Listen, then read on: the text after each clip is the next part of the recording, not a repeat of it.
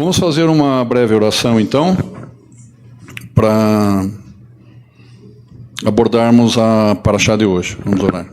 Querido Pai, em nome de Yeshua, agradecemos o Teu nome nessa manhã de Shabbat, pedimos a Tua proteção, a Tua unção, Teu óleo fresco sobre cada um de nós aqui. Abre os nossos ouvidos, coloca as Tuas palavras em minha boca, para que todos nós possamos ouvir, reter os ensinamentos da Tua palavra, que é Espírito e vida. E te agradecemos por esse momento, em nome de Yeshua, Messias, amém e Baruch Hashem.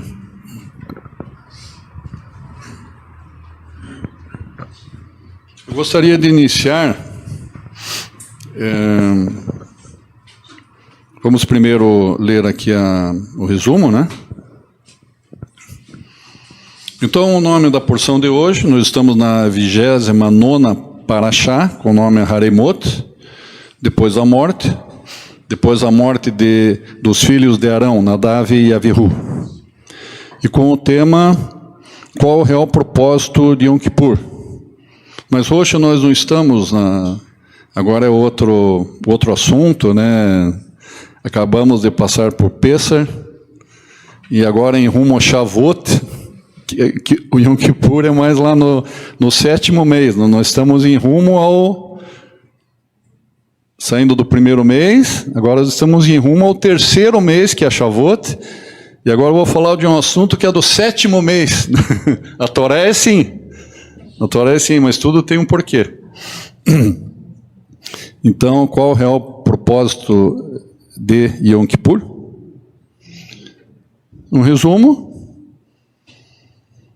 a purificação do tabernáculo do sumo sacerdote e sua família, a purificação do povo através da Semihá, a festa anual das expiações, leis referentes à matança dos animais, a proibição de comer sangue, casamentos ilícitos e uniões abomináveis. Então, agora estamos entrando no tema propriamente dito.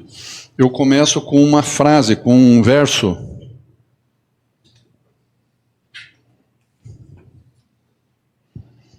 O verso é João 5,46. Se vós, Moisés, Yeshua, respondendo algumas indagações dos fariseus, né? Então são palavras de Yeshua. Ele diz assim, no decorrer da conversa lá: se vós cresceis em Moisés, creríeis em mim, porque de mim escreveu ele. Então, uma coisa assim que é muito bonito e fantástico ao mesmo tempo, é que em todos os livros, todos os episódios, sejam acontecimentos mais fortes, mais amenos, né? Coisas extraordinárias, como a abertura do Mar Vermelho, por exemplo, né? Coisas desse tipo assim. Em todas as parashot da Torá, ali em todas elas, não tem como não estar presente o Mashiach. Então, nessa porção também, né, eu começo essa porção com esse versículo, e eu vou terminar. O último versículo do último slide vai ser essa frase também, né? Que Yeshua, o Messias, como todas as coisas foram feitas por intermédio dele. Não, mas o sacerdócio levítico, não. Nós vamos entender, né? E Yeshua é da ordem de Melquisedeque, ele não faz parte do sacerdócio levítico, né? Mas de alguma forma ele está ali. Muito, muito interessante, muitíssimo interessante, né? Vamos lá então. Por que Yom Kippur é dos Yamin Noraim, dos dias temíveis, considerado dias temíveis, né? Rosh Hashanah, que é o ano novo judaico, e Yom Kippur, Rosh Hashanah no primeiro dia, de Tisrei e Yom Kippur no 10º dia. O que é exatamente? Temor, admiração ou medo? Não, não é bem medo. É mais para temor e admiração. O medo não se encaixaria ali. Como definimos o sentimento de temor e admiração? Por que associar a admiração a Yom Kippur? Dentro da sinagoga, no Yom Kippur, a liturgia é muito solene, mas o que acontece é que nesse dia alcançamos o perdão dos nossos pecados a nível coletivo. Isso é maravilhoso, mas por que isso deveria ser associado ao medo ou admiração? Porque Yom Kippur é um dos dias temíveis? Agora nós vamos começar a entender o porquê dias temíveis, né? Porque aconteceu algo muito, muito, muito forte, digamos, eu creio que superior, extraordinariamente falando, a abertura do Mar Vermelho, muito mais forte, né?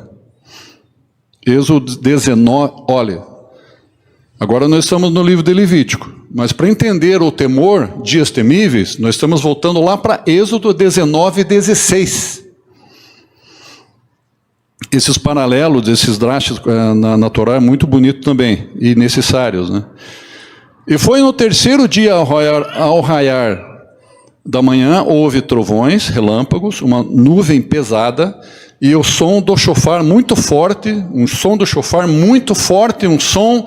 que ele, como se ele, quem estivesse ali, ouvia 70 sons, 70 vozes desse chofar. E estremeceu todo o povo, foi algo assim, quando foi emitido esse som do chofar, é uma espécie de um terremoto, assim, tão forte que as pessoas tremiam.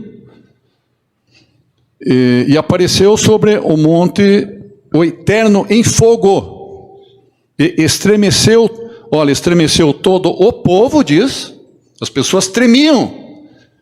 Não tinha como ficar assim. E estremeceu muito o monte também, uma espécie de um terremoto. Tanto interno quanto externo, o solo, né? Algo muito, muito forte, muito grande. Então, não tem, por mais que alguém ali estivesse com uma semana de sono atrasado, e estava assim, não tinha como aquela pessoa ficar assim, ela ia acordar de alguma forma, ela ia ficar acesa, né? Coloque-se no lugar de Hashem, imagine que você vai apresentar a Torá ao mundo e o ritual de Yom Kippur. Como você faria? Vamos nos colocar no lugar de Hashem. Quem sou eu, né? Nós vamos apresentar, revelar a Torá ao mundo e o ritual de Yom Kippur. Como que a gente faria isso? Iria direto ao assunto. E Hashem disse a Moshe: fala a todos que haverá um dia maravilhoso em que, uma vez por ano, eu purificarei vocês e eu perdoarei seus pecados, ou algo assim. Você daria a data, vai ser tal dia, em tal momento, e encerraria com uma exortação adequada e pronto. Prático e objetivo. Então, aqui está uma introdução bem estranha para o dia de Yom Kippur. Quer dizer, fora daquele script padrão humano. O Eterno, ele é assim. Ele age conforme os padrões dele. Se você achar que o Eterno deveria agir pela lógica nossa lógica, porque na nossa lógica, se você pegar 100 pessoas, talvez dessas 100 pessoas, talvez 1/4 de uma pessoa haja sabedoria, dessas 100 pessoas. E não toda a sabedoria. Parte de 100 pessoas, 1/4 de uma pessoa, talvez ela agisse de uma forma um pouco sábia. Imagine como é difícil, né? Então, como o Eterno, ele é Ele é sábio. Ele é toda a sabedoria, né? Então, nunca vai bater com nossa forma, nosso ângulo de ver as coisas. Nunca vai bater. Isso que a gente não entende, às vezes, situações que a gente passa no dia a dia. Mas como que isso é possível? Parece que Deus está sendo injusto comigo. Primeira coisa que a gente fala. Não. A justiça dele está acontecendo nem a mais, nem a menos para você. A gente que reclama demais. Então, parece estranho, mas ele diz assim, ó, disse Hashem a Moshe, diga a Arão, o sumo sacerdote, ó, fora daquele script, para não entrar no santo dos santos do Mishkan a qualquer hora, diante do propiciatório, para que não morra. Peraí, como assim? Isso é jeito de começar um evento, né? Onde é esse lugar? Disse Hashem a Moshe, diga Arão, o sumo sacerdote, para não entrar no santo dos santos, é além do véu, além da cortina, lá a última parte, a parte mais nobre do Mishkan, santo dos santos, atrás da cortina. Havia uma cortina que separava o santo dos santos do resto do tabernáculo. Ao passar pela cortina, ele se aproximava do caporit, propiciatório. Diga-lhe para não fazer isso o tempo todo, para que não morra, porque eu aparecerei numa nuvem, diz Hashem, sobre esta cobertura, sobre o caporit, sobre a arca. Tenho uma ideia melhor, diz Hashem. Estão acompanhando, né? Então, onde a gente chegou ali, vocês observam que tem um limiar. Tem uma divisória que, no caso, Arão, ele tem que adentrar além dessa divisória. Então, existe um limite, um limiar que ele é ultrapassado, mas não por todos. Da onde que vem esse pensamento? Isso já aparece em algum outro lugar? Aconteceu em outro lugar? Sim. Aconteceu novamente, nós vamos lá para Êxodo. Agora, quando a gente chega aqui, nós já vamos perceber... Peraí, agora há pouco o Jair falou sobre Êxodo, está falando de novo. Então, nós já vamos fazendo um paralelo grande de Yom Kippur com a outorga da Torá. Não tem como separar. O princípio do Yom Kippur está lá na revelação da Torá, no Sinai. No terceiro mês, Êxodo 1, 29. E desceu Hashem sobre o cume do monte Sinai e disse a Moshe, assinala limites. Olha, o limite lá. Assinala limites ao monte e santifica-o. Subirás tu e Arão contigo, porém os sacerdotes e o povo não transpassem. Ó, subirás tu e Arão, Moshe subirás, você, Moshe e Arão subirão comigo. Os demais, os teus filhos, que também são sacerdotes, ficam lá. Não transpasse, não ultrapasse esse limite. E isso tudo para que Arão agisse corretamente. É assim que Arão deveria entrar no Santo dos Santos, como foi no Sinai. Já tinha sido estabelecido essa questão de Arão lá no Sinai. Então aqui é só uma consequência, mas o princípio está lá. Aqui é só um endosso. Ó, vamos fazer assim porque o princípio foi dado lá no Sinai. Agora entendemos algo sobre Yom Kippur. No final dessa lista de procedimentos, finalmente descobrimos quando tudo isso acontece. Então, não tem como separar. O Yom Kippur, o princípio de Yom Kippur é a outorga da Torá. Deve fazer esse procedimento por estatuto perpétuo e deve ocorrer no 7º mês de Tisrei e no 10º dia desse mês de Tisrei. Isso está em Levítico 16, 29. Então, isso é uma coisa que geralmente não é falado.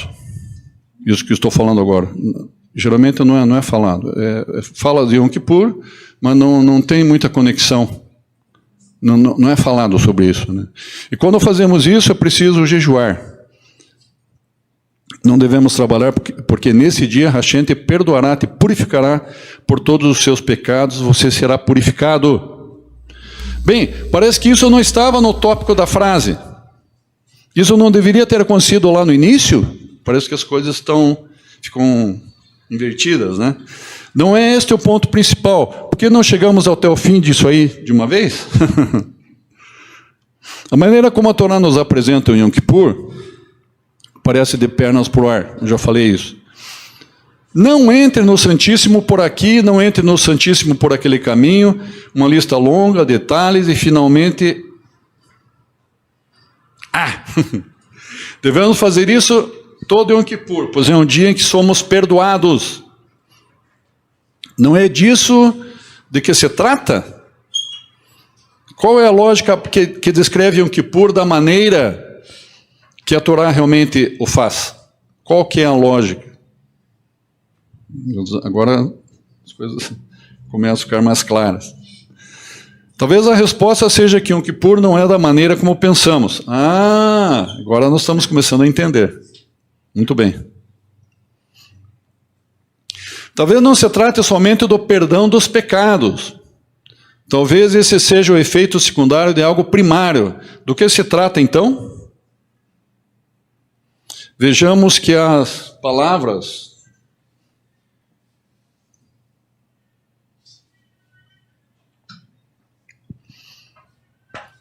Vejamos que as primeiras palavras, Hashem falou com Moshe após a morte dos filhos de Arão. Como eles morreram? Eles morreram quando tentaram se aproximar de Hashem. Foi assim que eles morreram. Quando o Eterno inicia esse processo referente ao Yom Kippur, né, ele começa falando lá da maneira correta por causa da morte, né, para que não morram, por causa da morte de Nadav e Avihu. Que foi assim, eles morreram quando tentaram se aproximar de Hashem. Então essa já é uma dica muito forte, nós entendemos Yom Kippur. A aproximação a Hashem. O Eterno está nos falando de relacionamento e de aproximação a Ele, de você estar em comunhão direta com Ele, né? E essa já é uma dica muito forte sobre Yom Kippur. O que eles fizeram? Eles foram no altar de incenso e colocaram...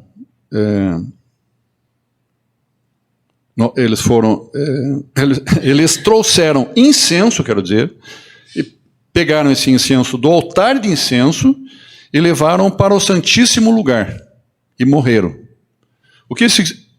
Qual o sentido disso para nós? O que isso significa?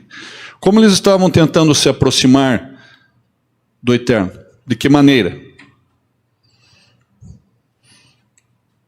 Onde estaria Hashem nesse momento? Porque eu, Hashem, estou lá, estou em uma nuvem, parando sobre a cobertura da arca. Quando e onde mais Hashem estava em uma nuvem? Ou melhor, com essa proposta de Nadav e Avihu, eles queriam, numa hora errada, quer dizer, no caso, quando Arão adentra, veja bem, o sumo sacerdote Arão é o pai dos que morreram, né? Quando ele, na hora certa, na hora que Hashem estipulou, ele adentra no Santíssimo Lugar, daí o Eterno aparece numa nuvem nesse local. Mas como Nadav e Avihu entraram por conta deles, não tinha nuvem ali. É isso que eu quero que vocês entendam. E eles tentaram criar uma nuvem falsa, né, com o incenso deles lá, como se Hashem estivesse ali. Então, isso é algo terrível. Quando você quer fazer uma coisa como se o Eterno estivesse fazendo. Você quer falsificar uma coisa de Deus. Isso é muito sério. Terrível isso aí. Então, é a mesma coisa que cutucar um leão muito grande com uma varinha bem curta, né? Bem curtinha, assim. Que quando a vara curta, teu braço está ali perto. E daí, se ele fizer assim, ele pode arrancar o teu braço inteiro. Ou puxar você inteiro para a jaula. Né? Então, peraí. Nuvem. Aqui está falando de nuvem. Quando Arão adentra além daquele limite, assim como lá no Sinai, com Moshe, ele ultrapassou aquele limite, e ele foi mais para frente, e Moshe entrou naquela nuvem. Nuvem que estava no topo do Monte Sinai, uma nuvem. Aqui tem uma nuvem também. E onde se localiza essa nuvem? Dentro do Santíssimo Lugar, em cima da arca. Em cima da arca. O que tem em cima da arca? Tem o caporet. O caporet é o propiciatório. Então essa nuvem, vocês já começam a prestar atenção que o propiciatório, digamos que isso aqui fosse propiciatório, essa bimá aqui. A nuvem de Hashem, ela vem até, a palavra diz, eu falei com o Pedro ontem, Al-Hakaporet. Al-Hakaporet. O que significa isso? A face do propiciatório. A face é aqui, ó. Superfície. Parte de cima, que é o propiciatório. Em cima do tampo, né? Então vocês veem que essa nuvem de Hashem, ela não fica aqui. O propiciatório está aqui. Ela não fica aqui, daqui para cima. Ela vem e ela encosta aqui no propiciatório. Então, se até agora... Isso foi uma lição muito forte para mim também. Porque quando a gente fala da nuvem, a gente pensa uma nuvem que fica assim, ó, aqui assim. Ela vem e ela encosta aqui na superfície do propiciatório. Qual que é o sentido disso? Isso tem um sentido muito, mas muito profundo e muito lindo. Nada é por acaso, irmãos. Nada é por acaso. Baruch Hashem.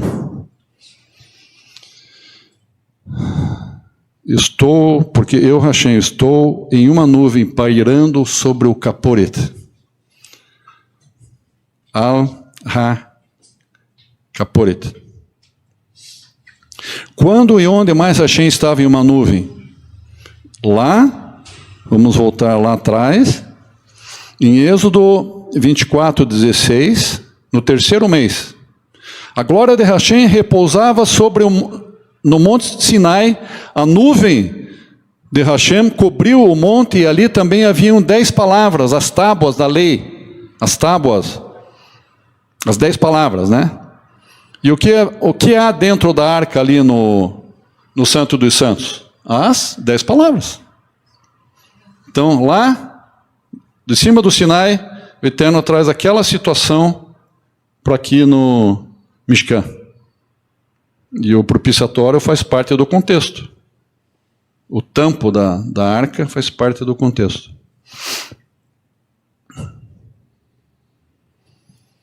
As mesmas 10 palavras, mas agora elas estão dentro do Mishkan. E lá estava a nuvem de Hashem pairando sobre a arca. Nadav e Avihu tentam recriar a experiência do Sinai. Eles tentaram se aproximar da nuvem de Hashem que parava sobre a arca, mas fizeram isso de uma forma que Hashem não ordenou. Num tempo errado, da forma deles, e que a nuvem de Hashem não estava lá.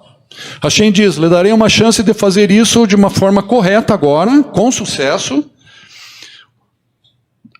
o que Nadav e Avihu fracassaram. Então ele diz, Arão, agora eu dou essa chance para você fazer da forma bem correta, preste bem atenção na minha instrução, para não acontecer o que aconteceu com Nadav e Avihu.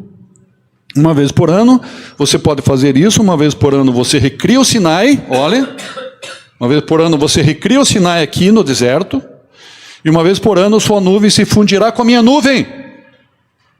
Baruch Hashem. Então, esse fundir das nuvens é que o Eterno quer. Então, se vocês entenderem que Yom Kippur é essa fusão das nuvens, é isso que é Yom Kippur. Mas, irmão Jair, é o perdão. Isso é milenar. Isso a gente... Como é? O princípio é essa fusão. Chama-se comunhão. Comunhão. Não há perdão sem a comunhão. Para você estar bem com o Eterno, lembra da oferta? Para você entregar a oferta para o Eterno, você tem que estar bem com o teu irmão, senão o Eterno não dá a mínima por aquela oferta que você deu. Ele não vai receber. Porque você tem que estar bem com o teu irmão. Vejamos o que Arão fez. Ele pega o incenso, coloca fogo e gera uma nuvem de fumaça do incenso, e essa nuvem feita pelo homem cobre o caporet, a cobertura da arca que está no topo das 10 palavras. Então,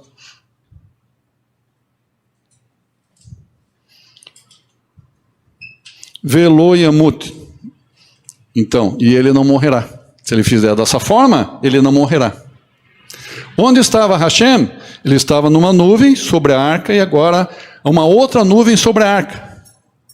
Nesse momento que o sumo sacerdote Arão, agora o pai, né, adentra lá com o incensário dele, na hora certa, no momento certo, vem a nuvem de Hashem, que vem, encosta essa nuvem, ela envolve assim a parte de cima do tampo, né, do caporet. Então, a nuvem de Arão se funde e se mistura, a nuvem do incenso de Arão, que ele estaria aqui, aquela fumaça se mistura com a nuvem de Hashem. Isso que o Eterno quer. O Yom Kippur é isso. Isso é o Yom Kippur, irmãos. Mas e o perdão, Roxo? Quando é que você vai falar disso? Vou falar agora. Ou depois que eu tomar uma aguinha.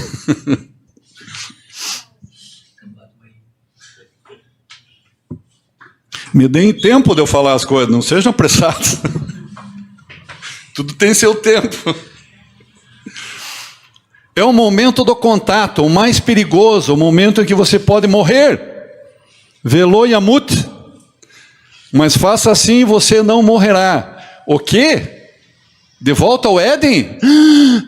Faça assim e você não morrerá. Isso eu já vi em algum lugar. É verdade ou não? Adão e Havá, não comam da árvore do conhecimento do bem e do mal, para que vocês não morram. Espera aí, mas tem alguém que fala, você morrerá. Um diz, você morrerá, e outro diz, você não morrerá. Hashem diz, se você comer, você morrerá. Daí a serpente diz, não tem problema.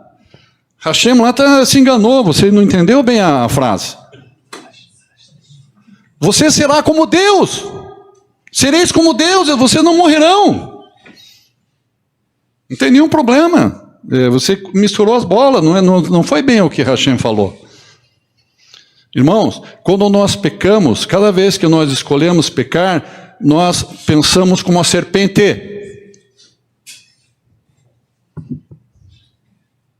Nós aderimos à filosofia da serpente. Pensar na carne, pensar no desejo, na vontade. É pensar o pensamento da serpente. O imperativo para isso não é o perdão, mas o obedecer, em 1 Samuel 15, mas obedecer é melhor do que sacrificar. Então, o princípio é você estar em comunhão. Se você está sempre em comunhão com o Eterno, você não está pecando, porque a plenitude, a vida, a alegria, a luz que emanava de Adão e Havá no Éden, porque eles estavam em plenitude, em comunhão, as nuvens deles estavam se encontrando.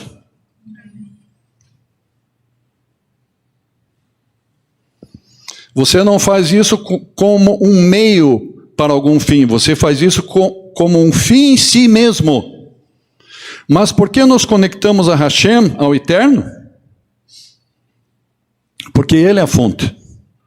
E queremos uma relação de modo que a nossa nuvem se funda com a nuvem dEle. Que a experiência do Sinai não aconteça uma vez na história. Por isso é recriado ano após ano esse contato direto. Por isso é um dia de admiração e não de medo. Agora que nós entendemos. Não tem nada de medo. É um zelo. O zelo não é medo. Um zelo é um profundo respeito, uma profunda admiração. Você fica assim, ó. Mas você não sente algo ruim. O medo se sente ruim. Quando você vê um fantasma, você sente algo ruim. Agora, quando você...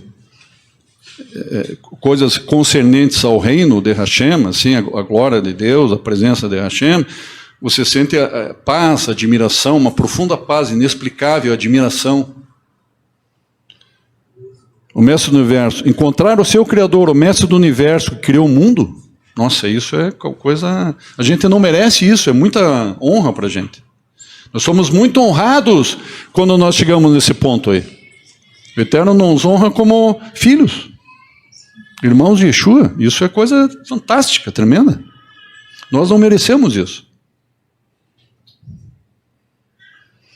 Sim, recriar a experiência no Sinai é um fim em si mesmo, mas também tem um subproduto. Opa, está ficando mais interessante. Subproduto. Esse subproduto é muito interessante, presta atenção. O subproduto vem no final. Agora que eu vou explicar, mas aí você não fala do perdão. O subproduto vem no final, é o Kippur. Mas, Roxo, Kippur não é perdão? Não. Kippur não é perdão. Mas espera aí, estou indo na festa errada, então? Qual que é o endereço da festa certa?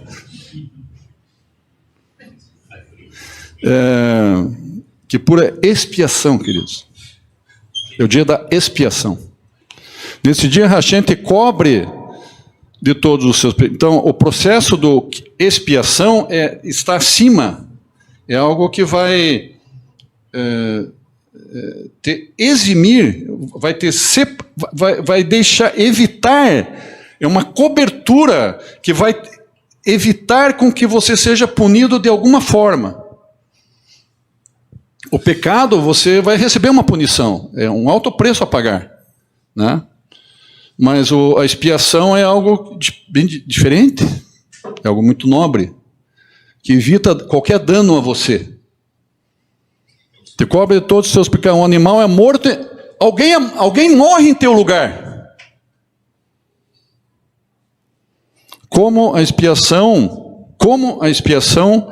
pagamento, ou perdão, é um subproduto do contrato com Hashem. Como que é isso?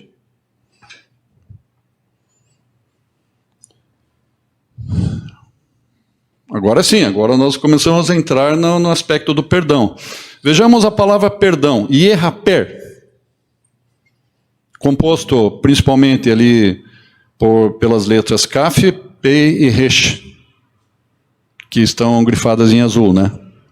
Onde mais temos essa palavra em toda a história do que é feito no Yom Kippur? Então vocês vejam que expiação, né, para você ter o perdão é necessário a expiação. Esse caminho que consideramos como perdão, na verdade, é um objeto do Mishkan. Olhem aí, ó. Comecem a ligar os pontinhos. Esse caminho que consideramos como perdão, que está nessa palavra Yehaper, a palavra de um objeto que está dentro do Santíssimo Lugar, tem essas letras também, Kaf, Pei e Resh. Também tem essas letras, que é perdão. Esse objeto, como é que ele é? É um objeto sólido, bonito, dourado, visível, você pode pegar nele. Não é uma nuvem, algo etéreo. Você pega... E tem um lugar de destaque nesse procedimento, nessa vodá. E Arão faz em Yom Kippur. E eu já falei para vocês. Ouvimos isso sobre o Mishkan 7 vezes no relato da Torá sobre a vodá de hoje. Olha lá. A palavra kaporet tem as mesmas letras de perdão, assinaladas em azul ali, ó. Kaf, Pei e Resh. Kaporet, a cobertura da arca.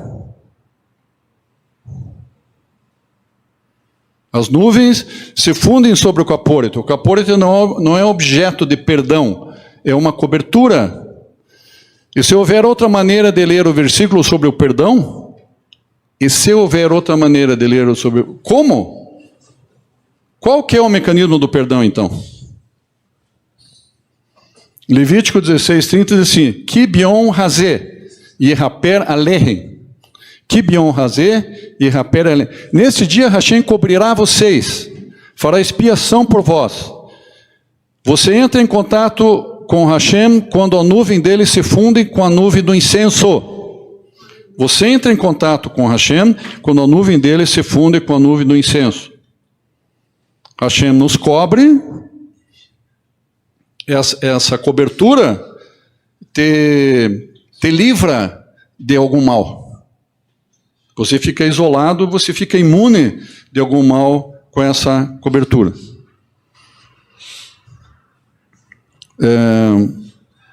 Hashem nos cobre, nós somos envolvidos por Ele. É como se Ele nos colocasse debaixo das asas dele. Ele nos acolhe embaixo das suas asas, né? Levítico 16:30 também. Letaher ethem, para purificar-vos. E isso tem um subproduto, isso nos purifica.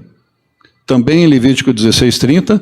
Lifnei Hashem titaru. Diante de Hashem sereis purificados, diante de Hashem.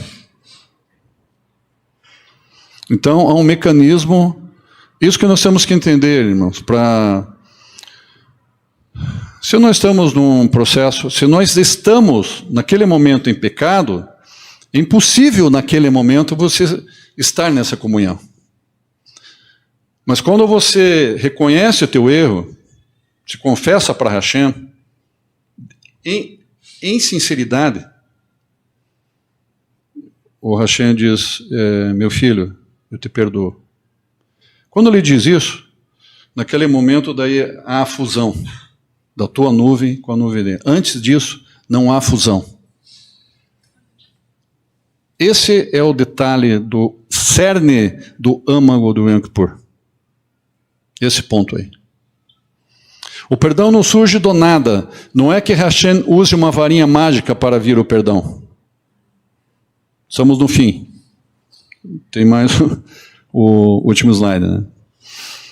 Precisamos abandonar nossos pecados, mas mesmo depois disso ficamos manchados ainda pela ação deles e nos sentimos sujos. É isso que eu acabei de falar para vocês.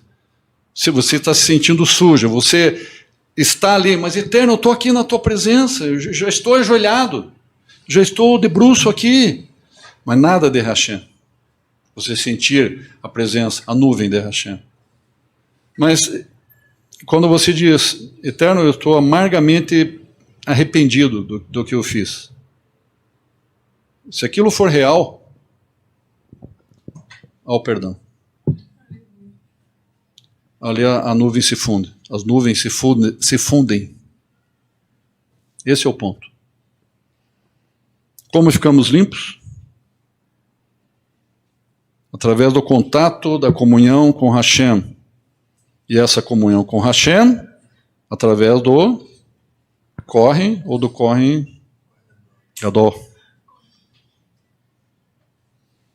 Olá, o Kohen Gadol. Agora, para quem não entendeu, até onde vai a nuvem? A nuvem, ela fica no ar? Ou ela encosta em alguma coisa ali? Aonde que ela encosta? Ela encosta no tampo, que é o caporet, que é a cobertura da arca, que é o propiciatório. A nuvem vem até ali. Então, o propiciatório faz parte desse processo. Ele não está separado disso. Não é um assunto à parte. É um conjunto da nuvem de Hashem, da nuvem de Arão. E o caporet simboliza quem?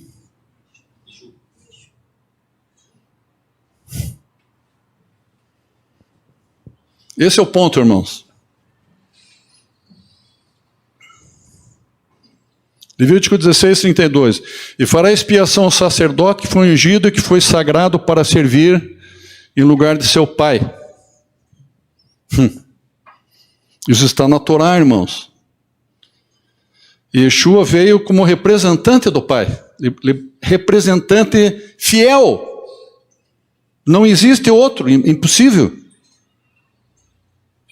Representante legítimo do Pai.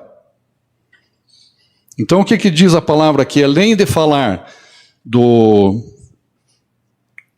de Arão, da pessoa de Arão ali, não está falando só de Arão esse verso aqui. Está falando do capórete. E o capórete, queira ou não queira, irmãos, queira ou não queira, ele tipifica o Mashiach, que é a nossa cobertura, ele é a nossa expiação. A fumaça do incenso de Arão se funde com a nuvem de Hashem no santíssimo lugar sobre o capórete. O capórete faz parte desse conjunto, desse procedimento. Ele não fica separado, ele faz parte. Pois com uma nuvem aparecerei sobre o capórete. O Eterno podia dizer, pois com uma nuvem aparecerei no santíssimo lugar. E ponto. Pois com uma nuvem aparecerei sobre o capórete. Com uma nuvem aparecerei sobre o Mashiach. Então o capórete está incluso no processo da fusão das nuvens. Muito bem. Hashem quer dizer que mesmo no período do sacerdócio levítico e demais episódios da Torá, o Mashiach, Yeshua, estava presente em todos eles, pois todas as coisas foram feitas por intermédio dele, Baruch Hashem. Baruch Hashem. Não era o tempo de Yeshua em carne e osso estar presente ali, mas em todo o processo da Torá, desde o primeiro versículo de Bereshit, ele estava ali, porque todas as coisas são feitas por intermédio dele. Todas as parashot, todos os livros da Torá, ali está a pessoa do Mashiach.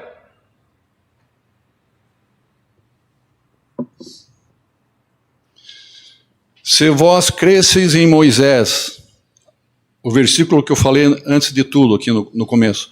Se vós cresceis em Moisés, crereis em mim, porque de mim escreveu ele. Baruch Hashem. Baruch Rabá, Beshem Adonai, bendito aquele que vem em nome do Senhor. Baruch Hashem.